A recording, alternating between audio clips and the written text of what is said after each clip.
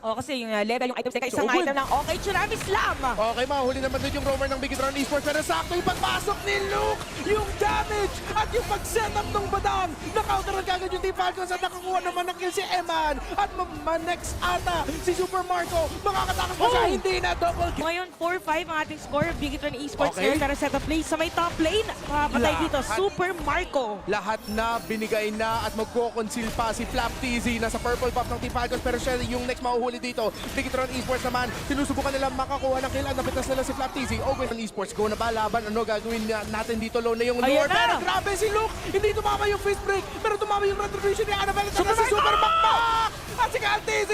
Double kill para kay Super Marco! Kyle TZ, sabi rin niya gusto ko rin ng kills at apat na miyembro ng Bigetron ay nawala! At kita natin ngayon para sa Team Falcons, dire-diretso lang, okay lang daw.